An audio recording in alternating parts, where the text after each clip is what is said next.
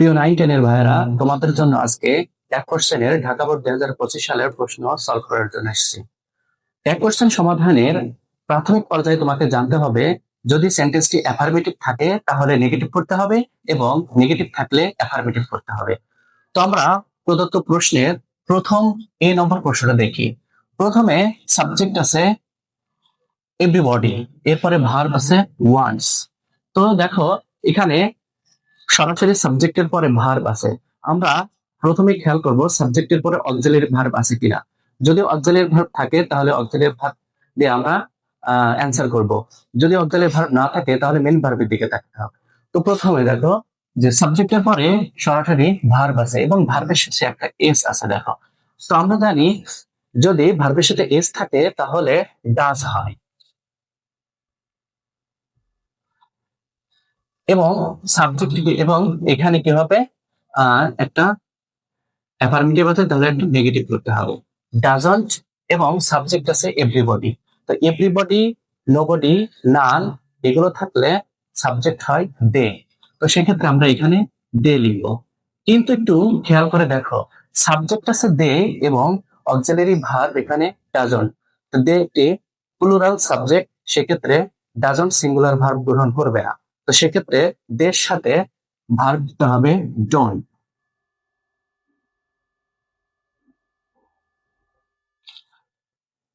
Number B, a better life, একটা সুন্দর জীবন, seldom comes without hard work. একটা সুন্দর জীবন কদাচিৎ কঠোর পরিশ্রম ব্যতীত আসে। তো এই সেন্টেন্সটাও দেখো, এটা একটা এ বেটার লাইফ, এটা একটা সাবজেক্ট এবং এরপরে ভার্ব আছে, কোনো অক্সিলারি ভার্ব না। তো সেক্ষেত্রে আমরা এখানে ভার্বের সাথে একটা এস আছে, তাহলে সে কি করব, এখানে আমরা লিখবো ডাস।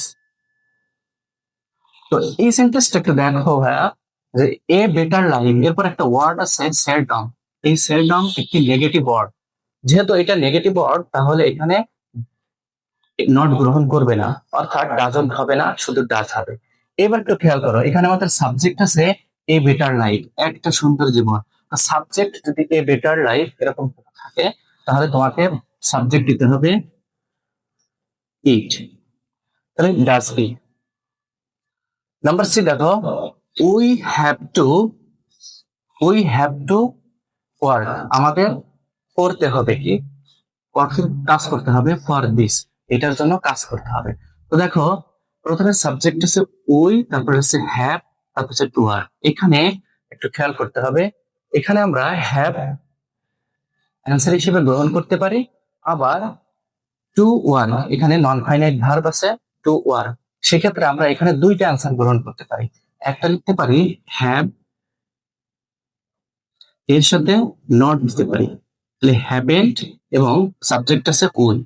অথবা এখানে আমরা যদি এইটাকে গ্রহণ করি তাহলে এখানে দেখা যাচ্ছে ওয়ার্ক, এই ওয়ার্ক ভার্বের প্রেজেন্ট ফর্ম, অর্থাৎ তোর পরে ভার্বের প্রেজেন্ট ফর্ম বসে। তোর পরে যদি ভার্বের প্রেজেন্ট ফর্ম হয় তাহলে সেক্ষেত্রে আমরা গ্রহণ করব ডু। তাহলে আমরা লিখতে পারি ডোন্ট উই। নাম্বার বি দেখো, but most of us can hardly do the job. তো সেক্ষেত্রে দেখো, এখানে ক্যান এটা মডাল অক্সিলারি ভার্ব, অর্থাৎ এই ভার্বটিকে আমরা উত্তর হিসেবে গ্রহণ করব। তাহলে আমরা লিখবো ক্যান। এবং তো খেয়াল করো, এই সেন্টেন্সে কি কোনো নেগেটিভ ওয়ার্ড আছে? হ্যাঁ, নেগেটিভ আছে। হার্ডলি, হার্ডলি একটি নেগেটিভ ওয়ার্ড। যদি নেগেটিভ ওয়ার্ড থাকে তাহলে আমরা অ্যান্সার এখানে নেগেটিভ করব না। ওকে, এইবার একটু খেয়াল করো, সাবজেক্ট হিসেবে কি দেবো। সাবজেক্ট হলো এই আজকে, আজ একটি অবজেক্টিভ ফর্ম, এই আজের সাবজেক্টিভ ফর্ম বানাতে হবে, অর্থাৎ আজকের সাবজেক্টিভ ফর্ম হলো উই, তাহলে এটা অ্যান্সার হবে can we. And finally, number E, actually life isn't a bed of roses, অর্থাৎ জীবন পুষ্পসজ্জা নয়, জীবন আরামদায়ক নয়। তো সেক্ষেত্রে এখানে ভার্বটি, ভার্ব হলো ইজেন্ট। তো এখানে ইজেন্ট ভার্বের জন্য আমরা ইজ নিব, যেহেতু ইজ এর সাথে নট আছে তাহলে আমরা নট নিব না, অর্থাৎ নেগেটিভ আছে, অ্যাফার্মেটিভ করতে হবে। ওকে, এবার সাবজেক্ট হিসেবে কি নেব, সাবজেক্ট হিসেবে আছে লাইফ। এই লাইফ একটা জীবন, এটাকে সাবজেক্ট হিসেবে নিতে হবে ইট। তো দেখো ভাইয়ারা, আমরা এই 5টি কোশ্চেন সলভ করলাম। তোমাদের পরীক্ষায় 5টি কোশ্চেন আসবে 5 মার্ক। তো সেক্ষেত্রে আমরা এক্সট্রা কেয়ার কোচিং সেন্টার নিয়মিত তোমাদেরকে আহ, তোমাদেরকে তোমাদের ব্যাচ চলতেছে, তোমরা নিশ্চয়ই ভর্তি হতে পারো। Thank you.